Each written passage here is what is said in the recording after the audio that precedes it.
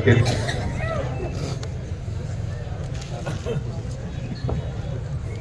ग्रामदैवत कनकमादेवीस नतमस्तक होतो. या राज्याचे उपमुख्यमंत्री अजितदादा पवार साहेबांचं विमान अपघातात निधन झालंय. त्यांना सर्वप्रथम भावपूर्ण श्रद्धांजली अर्पण करतो. या जिल्हा परिषद पंचायत समितीच्या निवडणुकीच्या साठी आवर्जून उपस्थित असलेले ज्येष्ठ नेते मारुत्यांना देशमुख, दिलीप नाना पूर्वत, आत्ताच ज्यांची तोप धडाडली ते माझे विधानसभेचे आमदारकीचे सूचक DS पाटील सर, या गावाबद्दल असलेली तळमळ आपल्याला नेहमी जाणवते. ते रघुनाथजी जाधव साहेब, बाळासाहेबजी शिंगटे, घनश्याम नाना शिंगटे, सुभाषभाऊ गुळमे, तुमचे सहकारी संतोषजी धोत्रे, शंकर नाना देशमुख, सुनीलजी झिरपे, अर्जुन मामा शेटे, पांडुरंगजी शिंगटे, धनंजयजी गुळमे, हनुमंतजी गायकवाड, रामदासजी माने, उमेशजी पांढरे, अशोकजी शिंगटे, कांतीलालजी वाकडे, पांडुरंगजी व्यवहारे, अमोलदादा शेळके, संभाजी ब्रिगेडचे आपल्याला पाठिंबा देणारे लखनजी पवार अध्यक्ष, अमोलजी खपाले, महेशजी पवार, राजेंद्रजी पवार कानापुरी, या जिल्हा परिषद करकमचे अधिकृत उमेदवार बाळासाहेबजी दादा देशमुख, या करकम पंचायत समिती गणाची माझी लेख उमेदवार श्रद्धा अमोल शेळके, उमरे गणाचे उमेदवार शाजी बापू मुळे यांच्या प्रचारार्थ उपस्थित सर्व नेतेमन, समोर बसलेले सर्व ग्रामस्थ, मतदार राजा, तरुण सहकारी, इकडे बसलेल्या सगळ्या आमच्या अजितदादांच्या लाडक्या बहिणी, उपस्थित सर्व पत्रकार बंधू, करकम मध्ये ना भूतो न भविष्य असं आपल्या करकमकरांनी मला भरभरून असं प्रेम दिलं. मग विठ्ठल सहकारी साखर कारखान्याच्या निवडणुकीत असेल आपण दिलेल्या प्रेमावरती. विठ्ठल सहकारी साखर कारखाना बंद पडला होता, तो सुरू झाला. या कारखान्याच्या माध्यमातून आपल्या भागातल्या ऊसाचा प्रश्न मार्गी लावण्यासाठी दिलेला आशीर्वाद कामी आला. कालच आपल्या विठ्ठल कारखान्याचं त्या ठिकाणी जाधव साहेब 9 लाख गाळप झालं आणि महिन्याला 3 लाख, असं 3 महिन्यात 9 लाख गाळप त्या ठिकाणी झालं. आणि मग या विठ्ठल सहकारी साखर कारखान्याच्या माध्यमातून लोकांची सेवा केली. या जिल्ह्याची दराची स्पर्धा विठ्ठल सहकारी साखर कारखान्यामुळे लागली. जो 2022चा भाव होता तो 3000 पर्यंत गेला आणि विठ्ठल सहकारी साखर कारखान्याच्या आशीर्वादावरती, आपल्या तमाम मायबाप जनतेच्या आशीर्वादावरती पुन्हा एकदा आपल्याकडे मत मागायला आलो होतो. आणि मग आपण सर्वांनी विधानसभेला या करकमच्या इतिहासात आतापर्यंत कोणत्याही उमेदवाराला 3500चं मताधिक्य देणारा एकमेव मी नशीबवान उमेदवार आहे. या गावानं आतापर्यंत एकमुखी एवढा पाठिंबा दुसऱ्या कोणत्याही उमेदवाराला दिला नव्हता. तेवढं प्रेम, आशीर्वाद त्या ठिकाणी मला दिलं. तेवढी नाळ आपल्याशी जुळली. इथला सर्वसामान्य माणूस त्या ठिकाणी आमच्या सोबत आपलंच वाटत होता. आपल्याला आठवतंय का, विधानसभेच्या निवडणुकीची प्रचार सभा झाली आणि शेवट सभा झाल्यावर मला भूक लागली होती. मी समोर जाऊन पाणीपुरीवाल्याकडे पाणीपुरी खाल्ली होती. त्या ठिकाणी सगळ्याला आपलंच मानून आपल्यामध्ये राहणारा म्हणून आपण त्या ठिकाणी संधी दिली. संधीचं सोनं करत आपण दिलेल्या विधानसभेमध्ये जाण्याचा योग आला. विधानसभेमध्ये जात असताना त्या ठिकाणी दिलीप नाना एकमेव मी आमदार होतो की त्या विधानसभेच्या पायरीवरती डोकं ठेवून आत गेलेला. विधानसभेला कायदे मंडळ आहे, ते मंदिराप्रमाणे आहे. आत गेल्यानंतर एकही दिवस पाटील सर मी गैरहजर नाही हुशार विद्यार्थ्यासारखा. तुमचे विद्यार्थी इतके 2-4 बिघडले पण मी मात्र. आणि आत गेल्यानंतर प्रत्येक दिवशी आणि असं कोणतंच अधिवेशन झालं नाही ज्या अधिवेशनात करकमचं नाव निघलं नाही. याच्या आधी कधी निघालं होतं करकमचं नाव? मग करकम हा माझ्या जिव्हाळ्याचा विषय म्हणून त्या ठिकाणी मांडत असताना या विधिमंडळामध्ये आमच्या महिलांवर होत असलेले अत्याचार, कायदा सुव्यवस्था बिघडलाय, पोलीस दिवसा दावड्या दारूवाल्याकडनं हप्ते घेऊन दारूधंदे चालू करतात. इथं बी आहेच का?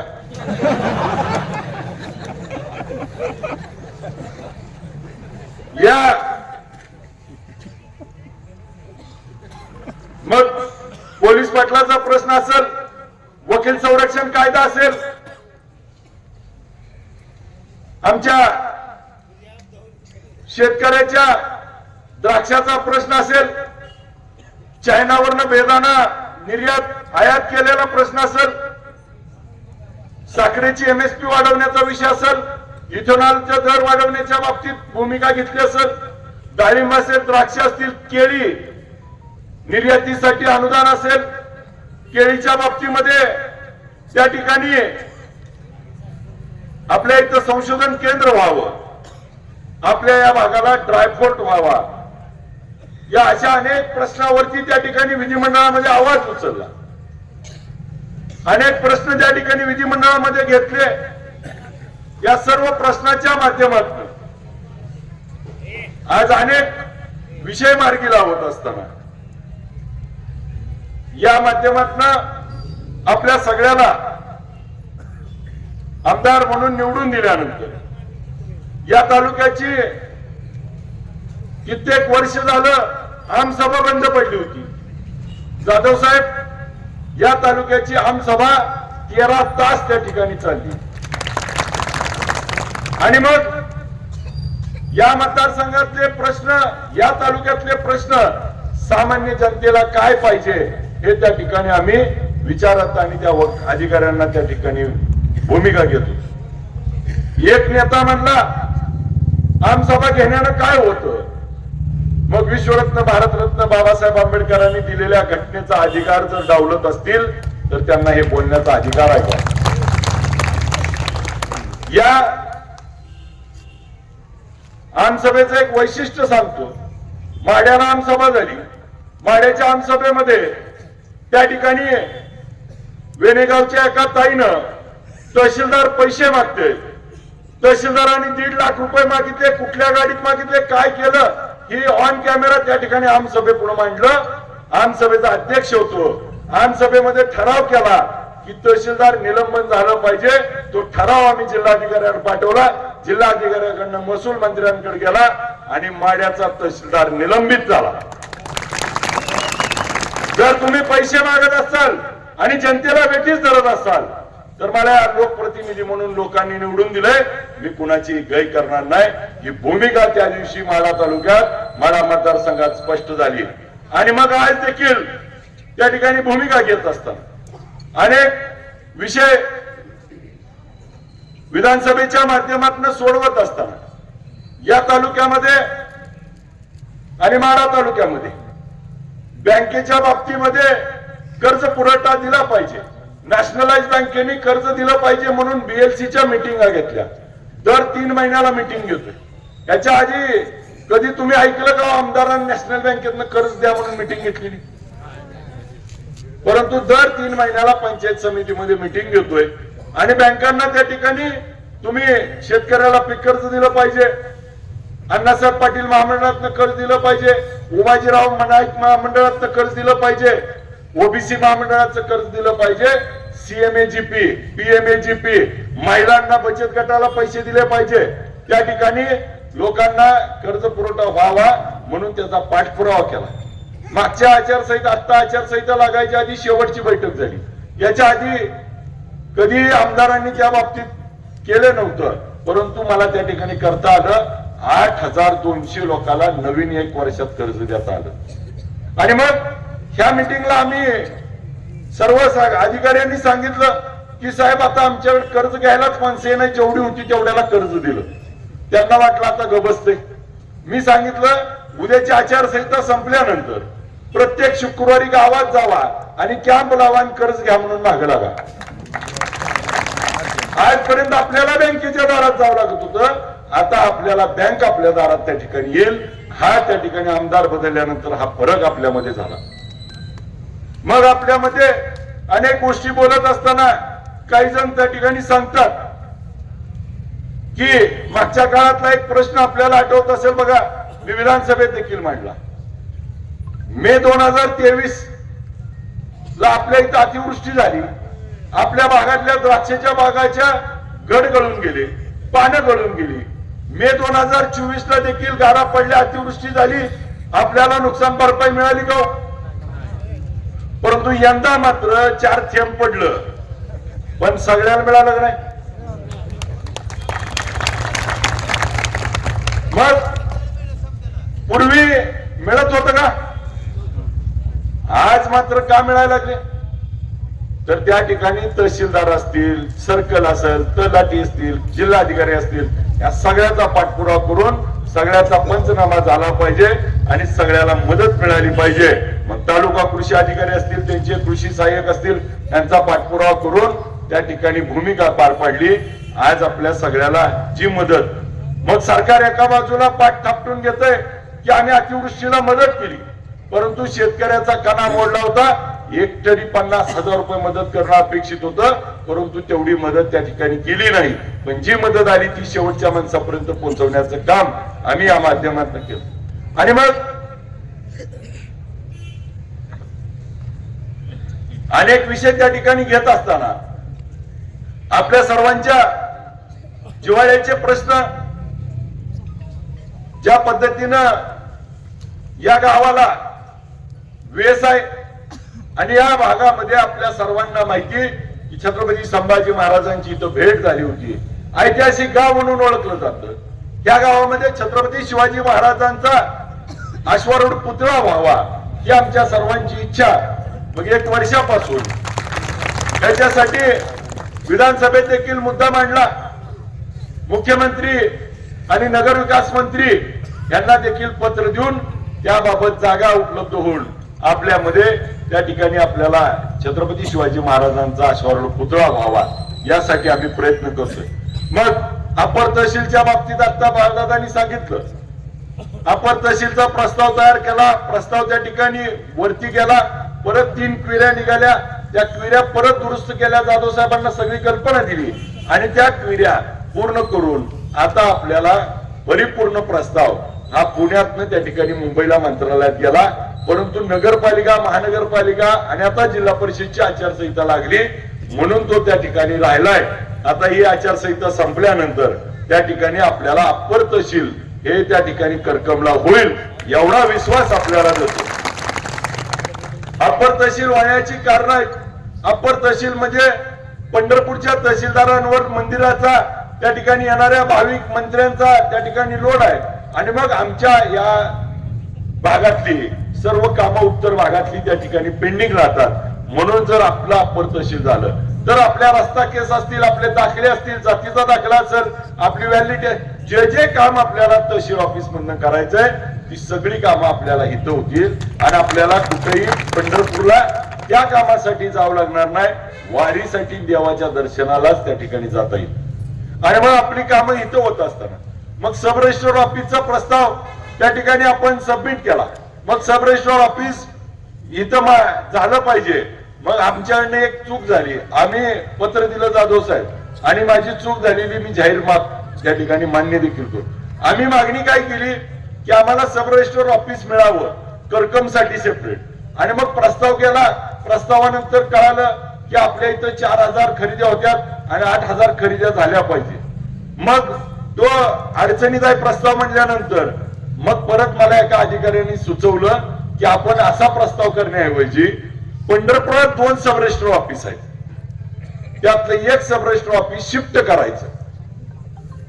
मग आम्ही त्या ठिकाणी तसं पत्र दिलं, मुख्यमंत्र्यांची एंडोर्समेंट घेतली आणि तसा प्रस्ताव आता खाली आलाय आणि तो LR कडनं पुण्यामध्ये पोहोचलाय. आता पुण्यामधनं मुंबईला जाईल आणि मग आहे याचा फक्त मार्केट यार्डातलं सब रजिस्टर ऑफिस करकमला येईल. यापूर्वी आम्हाला ज्या ज्या गोष्टी आमच्या समोर आल्या त्या त्या गोष्टी करण्याची भूमिका आम्ही पार पडली. आपल्या करकमला मार्केट कमिटी व्हावी म्हणून त्या ठिकाणी मुख्यमंत्री पणन मंत्री यांच्याकडे एंडोर्समेंट घेऊन प्रस्ताव खाली आला.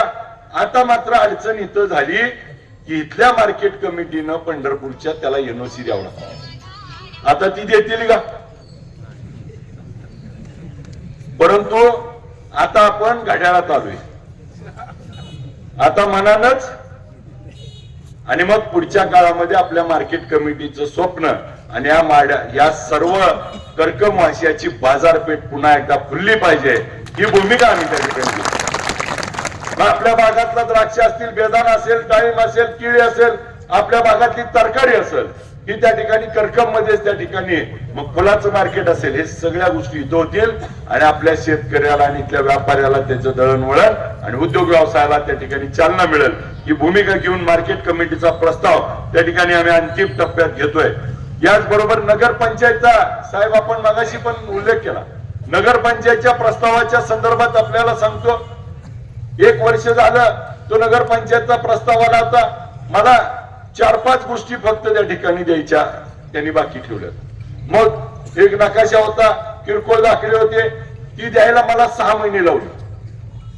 आणि मग या सातत्यानं मी इथल्या सरपंचांना फोन करायचो, मग परत त्या ग्रामसेवकाला फोन केले, मग BDOला तासलं आणि मग ही कागद मिळाली आणि मग ही सगळा परिपूर्ण प्रस्ताव होऊन आता आपला मुंबईमध्ये मंत्रालयात फायनल सेक्रेटरीची सही होऊन पडलाय. फक्त ही आचारसंहिता झाली की त्याची पहिली अधिसूचना निघल, हरकती होतील. आणि जसं मगाशी साहेबांनी सांगितलं तसं उद्याची निवडणूक ग्रामपंचायतची न होता नगरपंचायतची होईल अशी भूमिका आम्ही त्या ठिकाणी पार पाडूया. आणि मग नगरपंचायत झाल्यानंतर आपल्याला पाणी पुरवठ्याला आज जे 55 लिटरचं पाण्याचा मानसी आहे तो त्या ठिकाणी 135-145 लिटर होईल. त्या ठिकाणी ड्रेनेज सिस्टीम येईल, आपल्या गावाला नगर रचना विभाग येईल, आपल्या भागाचा त्या ठिकाणी DP प्लॅन होईल. आपल्याला ज्या ज्या सुविधा सुखसुविधा पाहिजेत त्या सगळ्या नगर विकास खात्याकडनं मिळतील. आणि मग याच्यासाठी आपल्याला 200-400 कोटी रुपये हे त्या ठिकाणी एकट्या करकमसाठी मिळू शकतील. आणि मग आपलं जे शहर म्हणून जे आपण म्हणतोय त्याचं शहरात रूपांतर होईल आणि भविष्य काळामध्ये आपल्याला या भागाचा कायापालट होण्याच्यासाठी आम्ही त्या भूमिका घेऊ. याचबरोबर आपल्या गावच्या मुस्लिम समाजाच्या दफनभूमीचा विषय होता, त्याच्यासाठी जागा उपलब्ध व्हावी म्हणून त्या ठिकाणी सरकारकडनं जागा उपलब्ध करून हा स्मशानभूमीचा देखील प्रस्ताव आम्ही त्या ठिकाणी पाठवलाय. आता त्या ठिकाणी जिल्हाधिकाऱ्यांकडनं त्याचं अवकडं होईल, जागा कुठं उपलब्ध आहे आणि जागेच्या नुसार आपल्या मुस्लिम समाज बांधवाला विश्वासात घेऊन त्यांना देखील जागा उपलब्ध करण्याची भूमिका आम्ही पुढच्या काळात घेऊ. आपल्या इथं ग्रामीण रुग्णालयामध्ये त्या ठिकाणी डॉक्टर राहत नाहीत म्हणून तक्रार केली जात होती. परंतु माझा आपल्याला या निमित्तानं सवाल आहे की डॉक्टर राहत नाहीत आणि डॉक्टरांना बांधायसाठी क्वार्टर मंजूर झाल्या, पण आपली ग्रामपंचायत NOC देत नाही. त्या ठिकाणी त्यांच्या नावावर जागा करत नाही, का डबा धरून बसते. मग आज जर त्या ठिकाणी इथं आमच्या लोकांना रुग्णांना रात्रीचा अंदाज कुणाला साप चावला, कुणाला अचानक आजारी पडला तर डॉक्टर इथं असला पाहिजे आणि डॉक्टरच्या साठी राहायला घर असलं पाहिजे. आणि घर मंजूर आहे परंतु इथल्या लोकांनी काहीतरी अडवणूक केल्यामुळं घराचं बांधकाम करता येत नाही. तरी पुढच्या काळामध्ये आपल्याला हे पुढाकार घेऊन आपण त्या ठिकाणी पार पाडू आणि इथं मग आपल्याला 30 बेडचं 50 बेड त्या ठिकाणी हॉस्पिटल करून पुढच्या काळामध्ये या सर्व भागाचा परिसराचा आरोग्याचा प्रश्न आपण मार्गी लावण्यासाठी नियोजन करतोय। याचबरोबर आपल्याला आपल्या सर्वांचं जे असलेलं मुख्य काम आहे, ज्याच्याबद्दल आपल्या सर्वांना शिवकालीन तलाव आहे, त्या शिवकालीन तलावामध्ये पाणी सोडण्यासाठी आपल्याला जे उपाययोजना करायच्या या संदर्भात देखील आम्ही पाठपुरावा केलाय। या विभागाची बैठक घेतली। या विभागाच्या बैठकीच्या माध्यमातून पाटील सर ही बाकीची लोक होती की आपल्याला पाणी कशा पद्धतीने जाधव साहेब येईल आणि या पाण्याच्या माध्यमातून हे तलाव प्रत्येक कॅनलला पाणी आल्यानंतर आपला भरला पाहिजे, त्याला फिडिंग केलं पाहिजे। मग आज जर आपण एकदा पावसाळ्यात भरून घेतला आणि प्रत्येक वेळी 10-20% सोडत गेलो तर त्याची लेवल खाली येणार नाही आणि आपला हा जो सगळा भाग आहे जो आज देखील आपल्याला आवर्षण म्हणून ओळखतो तो पुढच्या काळामध्ये पूर्णत्वाला येईल। ह्याच्यासाठी मला अजून एक 6 महिने वेळ लागेल। ह्याचा सगळा पाठपुरावा चालू आहे। 6 महिन्यामध्ये आपल्याला जे पाण्याची उपलब्धता आहे आणि त्या सगळ्या गोष्टी करून आपल्याला पावसाळ्यामध्ये तो 100% भरून घेतला जाईल आणि परत लागेल तसं थोडं थोडं पाणी सोडून या सगळ्या भागाचा आपल्याचा पाण्याचा कायमचा प्रश्न मिटवून छत्रपती शिवाजी महाराजांच्या नावानं असलेला आणि एक मावळा म्हणून मी शब्द देतो की त्या तळ्यामध्ये पाणी आणल्याशिवाय स्वस्त वारणा असणार नाही। आज या गावाला 11 संजीवनी समाधी आहेत। या 11 संजीवनी समाधीचं पुण्य असलेलं हे गाव, परंतु या गावात काय चाललंय? मग एका बाजूला त्या ठिकाणी दमदाटीचं राजकारण केलं जातंय, दुसऱ्या बाजूला त्या ठिकाणी जन खालच्या उमेदवारांना वरच्याला शिव्या दिल्यात का वरच्यानं खालच्याला दिल्यात? दोघं बी निलाजरी झाले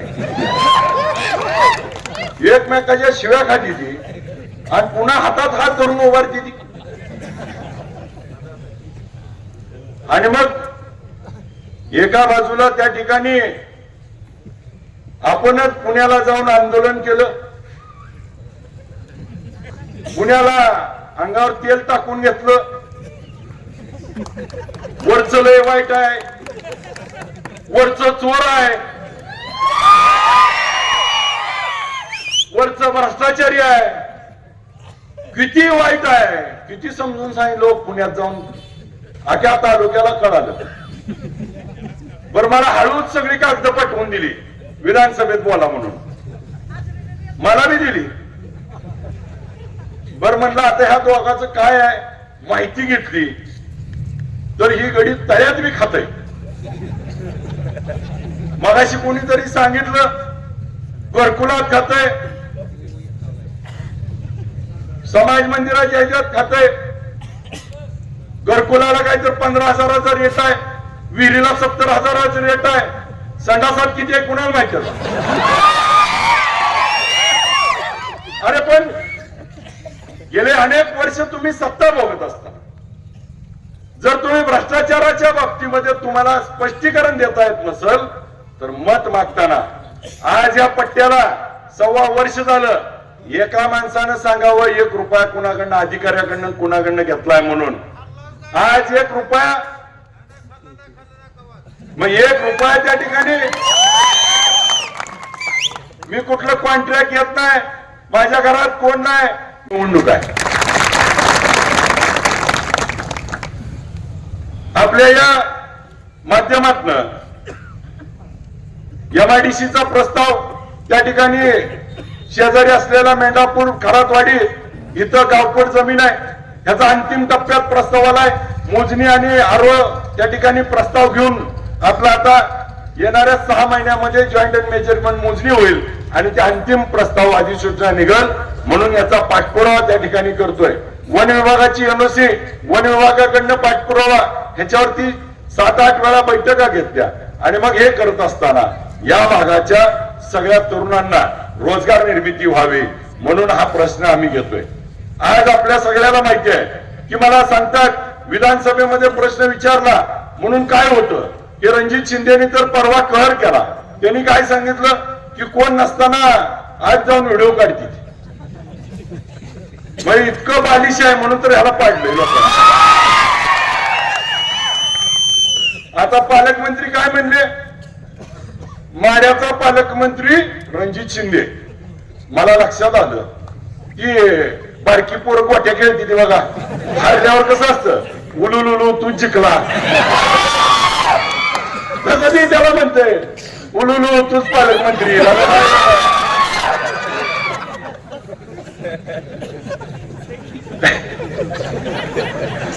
आणि एक गोष्ट सांगतो,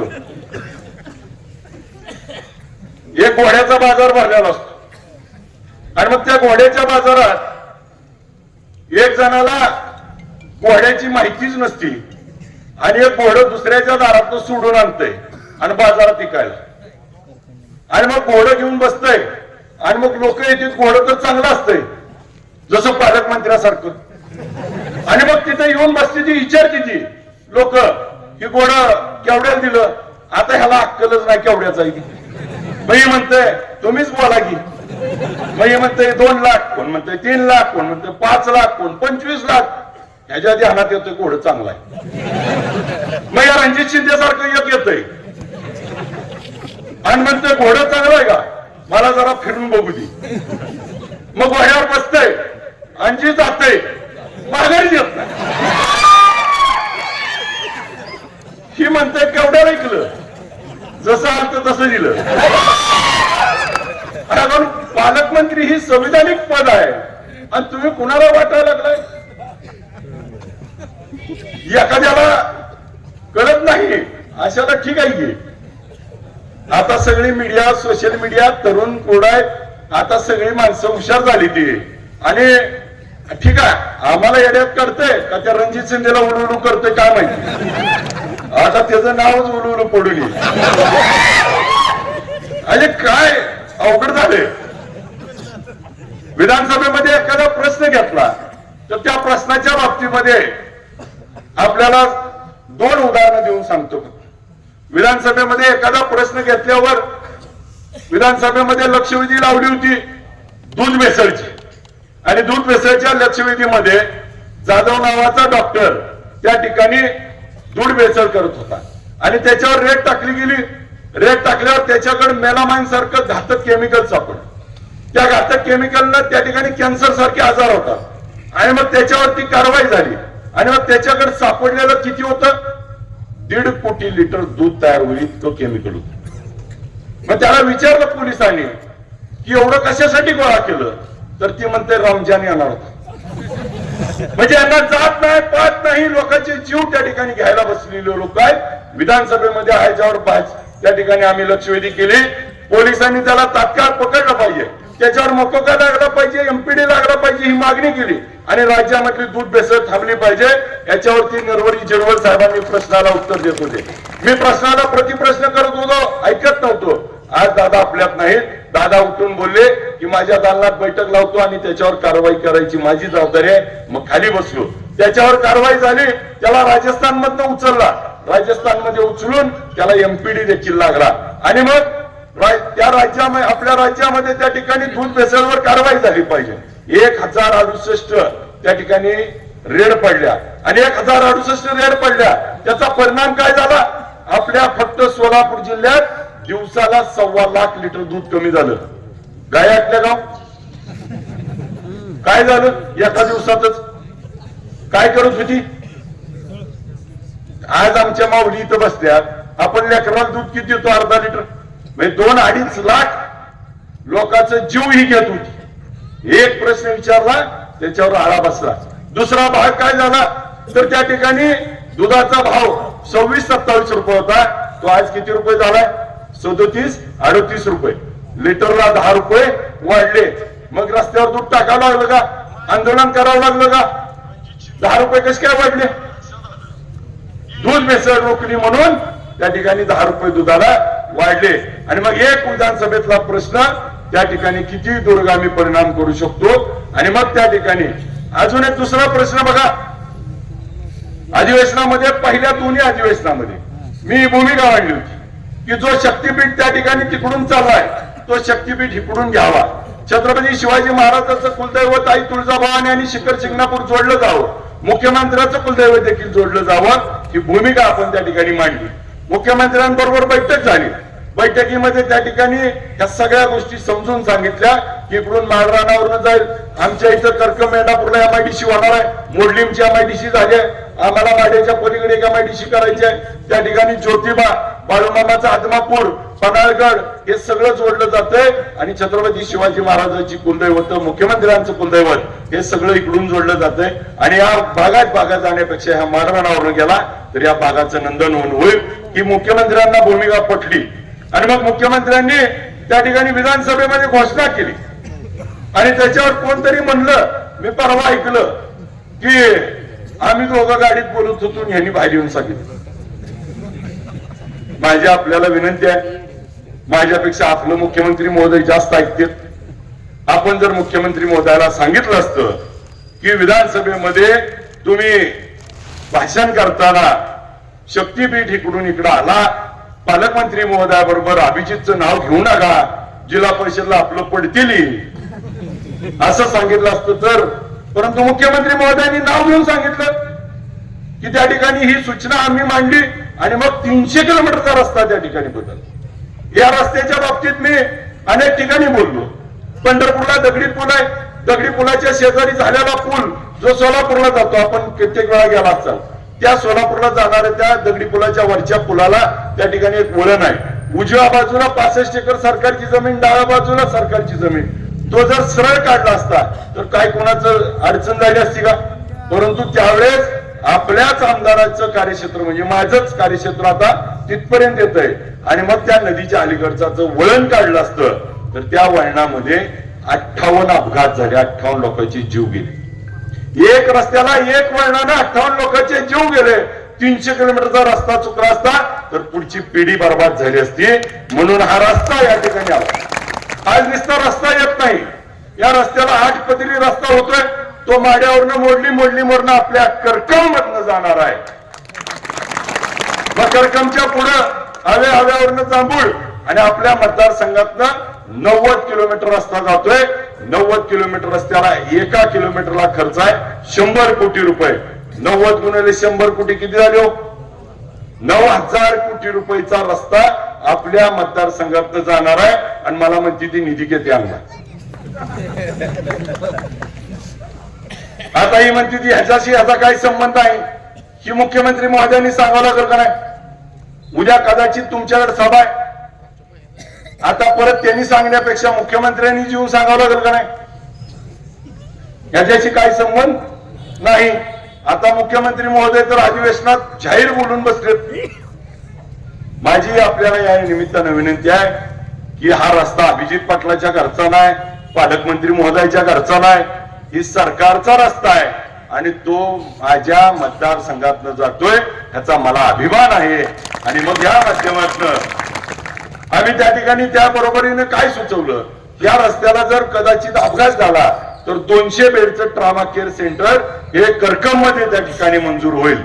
याचबरोबर आपल्या इथं सेवा सेक्टर, जे वारकरी इथे येतील त्या वारकऱ्यांना राहायला आज अनेक पालख्या त्या ठिकाणी येतात, त्यांच्यासाठी एक 20 एकर जागा, त्याच्यामध्ये शेड, त्याच्यात राहायची सोय, सुखसुविधा याची देखील आम्ही मागणी केली, ती देखील पूर्ण होईल. या शक्तीपीठ देवाचे जाणारे रस्ते या भागाचा सर्वांगीण विकास होण्याच्या दृष्टीनं आपल्याला याच्यातनं मदत होणार आहे. आणि मग अनेक कामं करत असताना उद्या अजून एक किस्सा बघा. पांढरेवाडी मध्ये रणजित भैया उलुलू ना ती काय म्हणलं माहिती का की करकमला विमानतळ होत असत. आता मला सांगा, ह्याला वाटत होतं का मी आमदार होईल? जाणू का नाही? पण ह्याला माहित होतं का शक्तीपीठ येईल इकडून? झाला का नाही इकडून? तसं करकमला का म्हणतोय? भौगोलिक तरी अभ्यास आहे का बाबा तुझा? करकम हे एकमेव जिल्ह्यातलं ठिकाण आहे. त्या करकमपासून करमाळा तेवढा आहे, करकमपासून बार्शी तेवढा आहे, करकमपासून माळशिरस तेवढा आहे, सांगोला तेवढा आहे, मंगळवेढा तेवढा आहे, सोलापूर तेवढा आहे. आणि हा ज्यावेळेस शक्तीपीठाच्या शेजारी विमानतळ होईल त्यावेळेस इथं पंढरीच्या पांडुरंगाला वारकरी येतील. मग हे म्हणतं इथं गिराईक येईल का?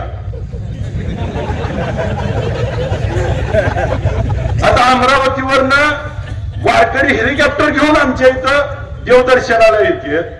मग वारकरीच आहे ना तो. बरं इथं आलेली माणसं त्या ठिकाणी देव काय गरीबाला आणि श्रीमंताला हाकडून देते का? देवाला सगळी सारखी आहे ती. जर सुखसुविधा दिल्या, माननीय नितीनजी गडकरी साहेबांनी पंढरपूरला येणारे रस्ते सगळे काम मोठे केले, तर पंढरपूरला वारीसाठी लोक येतात, वारकरी जास्त येतात. मग विमानाची रेल्वेची सोय झाल्याशिवाय इथे येणार आहे का? पण विमानाचे स्वप्न का बघतोय? तर इथं विमानतळ असलं तर आमच्या इथं पंढरीच्या पांडुरंगाला सचिन तेंडुलकर येईल, अमिताभ बच्चन येईल, नीता अंबानी एक कोटीचा मुकुट घेऊन येईल. आमच्या देवाला त्या ठिकाणी जगभरामध्ये प्रसिद्ध होईल. जो आमच्या देवाचं महात्म्य आहे ते जगाच्या पटलावर ठेवायसाठी इथं येणाऱ्या लोकांना त्या ठिकाणी सुखसुविधा पाहिजे. मग हे म्हणला हित होत असतं की आपशुकुनी जायच्या मनात सारखं नकारत्मक साधा विषय. आता विमानतळ होईल का? बघा उदाहरण, अहिल्यानगर जिल्हा त्यामध्ये राहता तालुका आहे आणि राहता तालुक्यामध्ये शिर्डी गाव आहे आणि शिर्डीला विमानतळ होतंय. पंढरपूर तर जिल्हा व्हायचा तालुका आहे ना. आणि मग त्या ठिकाणी आपल्याला स्वप्नच नाही पडलं तर आपल्याला कसं होणार आहे? बरं, आज आपल्या इथं केंद्र सरकारची योजना आहे उडान मध्ये तीर्थक्षेत्र त्या ठिकाणी विमानानं जोडावी. मग या योजनेखाली मी त्या ठिकाणी मुरलीधर अण्णा मोहोळ यांना पत्र दिलं, त्यांची एंडोर्समेंट घेतली आणि इथं आम्हाला त्या ठिकाणी विमानतळ व्हावं म्हणून त्या ठिकाणी मागणी केली, प्रस्ताव दिला. मला सांगा, देतील का नाही ती नंतर? अरे मागायला तर कम पडू नका ना. आणि मग माझी आपल्याला या निमित्तानं विनंती आहे की आमच्या करकमला हलक्यात घेऊ नका. करकम हे आमचं या तालुक्यातलं सर्वात मोठं गाव आहे, उद्याचं शहर आहे, त्याला उदयाला आणायचंय. ह्या बाजूला जर तीर्थक्षेत्र मधनं त्या ठिकाणी अजून एक विषय बघा साहेब, आपण हा जो पंढरपूर टेंभुर्णी रस्ता आहे ह्याला 4 पदरी व्हावा म्हणून निवडून आल्या पहिलं पत्र दिलं. गडकरी साहेबांना भेटलो, पत्र दिलं, सर्वे करायला लावला. सर्वे मध्ये ज्या रस्त्यावरती 24 तासात 2000 वाहनं जातात त्याला 2 पदरी होतो, ज्याच्या 4000 वाहनं जातात त्याला 3 पदरी केला जातो आणि 6000 वाहनापेक्षा जास्त वाहनं जातात त्याला 4 पदरी केला जातो. ही तर टेक्निकल बाजू आहे. मी पत्र दिलं, सर्वे झाला. सर्वे मध्ये 9,500 ते 10,000 वाहनं आपल्या रस्त्यावरनं जातात. त्यामुळे फर्स्ट प्रायोरिटीत बसला आणि त्याला गडकरी साहेबांचं पत्र आलं आणि त्याचा आता सर्वे चालू आहे की आता करकम मध्ये त्या ठिकाणी उड्डाणपूल करायचा का, वळण कोणचं काढायचं, परित्यात बायपास घ्यायचा का. आणि मग हा रस्ता टेंभुर्णी पंढरपूर मंगळवेढा त्या नॅशनल हायवेला आणि ह्या नॅशनल हायवेला जोडणारा 4 पदरी होणार आहे. वरनं 8 पदरी, खालनही 4 पदरी जंक्शन होईल. आणि मग माझ्या करकमला जर विमानतळ झालं तर त्या ठिकाणी पुढची पिढी माझी त्या ठिकाणी आयुष्यभर सुखानं खाईल. हे स्वप्न मला त्या ठिकाणी बघावं वाटतं. कधी होईल मला माहित नाही, पण मी मात्र होस्तोर दम काढणार नाही एवढं मात्र मी प्रामाणिक सांगतो. मग सातत्यानं पाठपुरावा करू. ज्या पद्धतीनं आपल्या सगळ्याचं प्रेम आशीर्वाद मला मिळतंय तेच प्रेम आशीर्वाद पुढच्या काळात आम्ही देखील त्या ठिकाणी द्याव असंच आमची या निमित्तानं विनंती आहे. मग मगाशी बोलता बोलता 1-2-4 मध्ये एक चिठ्ठी आली. कोण तर म्हणतंय मन की खोटा गुन्हा दाखल केला म्हण मी.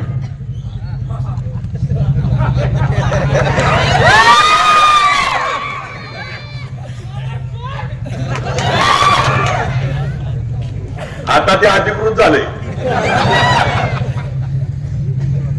करकमवासियांना माझी नम्र विनंती आहे, करकमच्या नगरीतल्या सगळ्यांनी सतसत विवेक बुद्धीनं स्वतःच्या छातीवर हात ठेवून विचार करा. जर तुमच्या तालुक्याच्या आमदाराला 1 कोटी 10 लाखाला फसवत असतील तुमचं काय हो?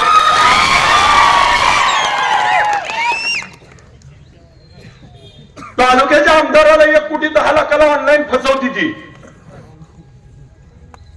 करकम मध्ये येतानाच गाडीत बसवायची, गप्पा मारायचो, कविता ऐकायचो. आम्हाला वाटायचं बरं मनोरंजन चाललंय आमचं, म्हणजे आमच्याच मागं आमचं काम करणं कुणाला माहिती. आणि मला म्हणते ती खोटा गुन्हा, जर लय बोलला उद्या सीसीटीव्ही पाठवतो. कुठं होता, लॉज कुणाच्या नावावर होत, कोण कोण होत, काय काय झालं, मी आजपर्यंत याच्यावर बोललो नव्हतो. पण जर माझ्याशी बोलायला जाल बर, मी सरळ चाललोय, जाऊ द्या ना मला. मी जर तिरकं बघितलं तरी तुमचं काय खरं नाही. आणि मला तुम्ही काय ह्यांच्या बुरट्यांच्या नादी लागलाय,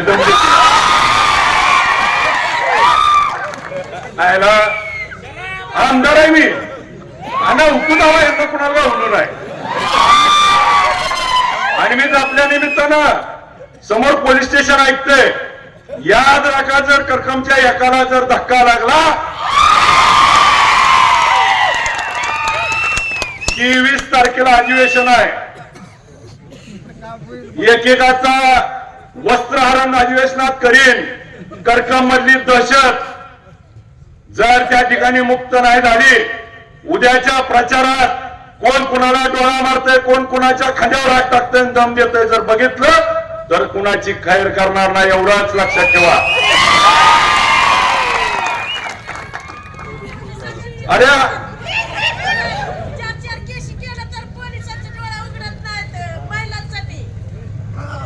काही आचारसंहिता झाल्यावर यांचं बघतो मी. आपल्याला अनेक प्रश्न, अनेक गोष्टी आहेत, परंतु मला सारखं खुणवती ती पुढची सभा आहे, पुढची सभा आहे. आपल्याला मी एवढंच सांगतो, आपल्या समोरच्या उमेदवारांना पण माझी विनंती आहे की लोकशाहीनं घालून दिलेली ही डॉक्टर बाबासाहेब आंबेडकरांनी घटनेप्रमाणे ही निवडणूक चालू आहे. लोकशाहीनुसार या लोकशाहीच्या निवडणुकीमध्ये मत देण्याचा, मत मागण्याचा घटनेप्रमाणे फंडामेंटल राईट्स आहे. ज्याला कुणाला स्वतःचं मत व्यक्त करायचंय, मत द्यायचंय, त्याला स्वातंत्र्य दिलंय. त्या स्वातंत्र्यावर कुणीही गदा आणू नये. त्याला ज्याला वाटतंय तुमचं काम चांगलं आहे, उदळ मात्यानं तुम्ही चांगलं तुमचं सांगा. जसं मागाशीपासून मी माझी कामाची यादी वाचली, दादानी दादाच्या कामाची यादी वाचली, त्या ठिकाणी एकाही लोकांचा त्या ठिकाणी नया पैशामध्ये आम्ही मिंद नाही. तुम्ही देखील त्या पद्धतीनं भूमिका मांडा आणि मग कर्कमवासीय स्वतःच्या छातीवर हात ठेवून ठरवतील की आपलं कोण बरोबर आहे आणि कोण चुकीचं आहे, आणि जे बरोबर असेल त्याला मतदान करतील. त्या ठिकाणी ही लोकशाहीची मूल्य जपण्याची ही निवडणूक आहे. आज आपल्याला अनेक गोष्टी बोलत असताना काही जण त्या ठिकाणी टीका टिप्पणी करत असतील. टीका टिप्पणीच्या पलीकडे जाऊन माझी आपल्याला एवढीच विनंती आहे की या निवडणुकीमध्ये पंचायत समिती आणि जिल्हा परिषदची निवडणूक लागली. पाटील सर, आम्ही अजितदादांना भेटायला गेलो, दादांना भेटलो बारामतीत सुयोग बंगल्यावरती. खासदार साहेब, आम्ही 4 आमदार एकत्र बसलो, 20 मिनिटं दादांशी चर्चा केली. दादांनी सांगितलं की बाबा आम्हाला असा असा निधी मिळत नाही, आम्हाला नगरपंचायत करकमची करायची आहे, मोडलीमची करायची आहे, टेंभुर्णीची करायची आहे, आम्हाला सीनामाडा उपसा सिंचन योजनेला पैसे पाहिजेत, मानेगाव उपसा सिंचन योजनेला पैसे पाहिजेत, आमच्या भागातले रस्ते अत्यंत खराब झालेत, रस्ते त्या ठिकाणी करण्यासाठी निधी पाहिजे, बजेटची तरतूद करा.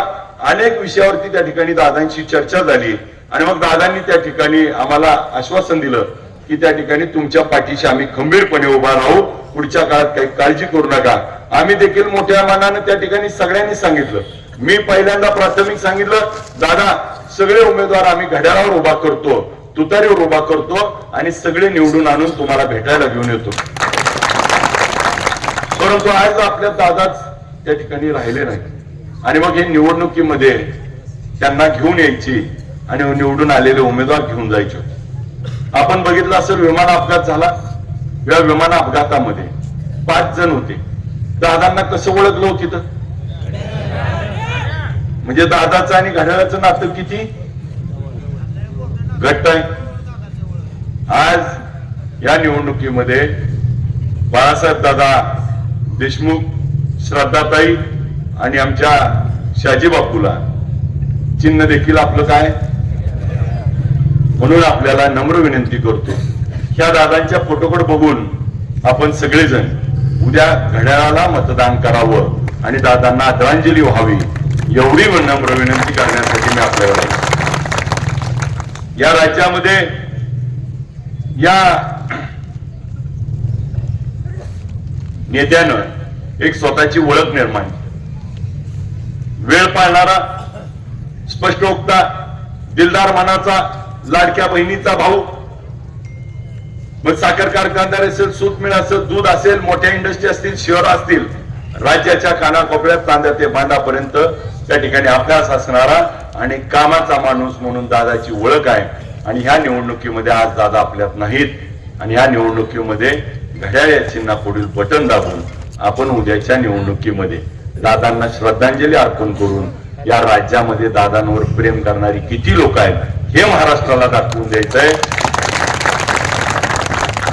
दादांनी जरी त्या ठिकाणी महायुतीमध्ये राहिले तरी पुरोगामित्व, शाहू फुले आंबेडकरांचा विचार त्या ठिकाणी सोडला नाही.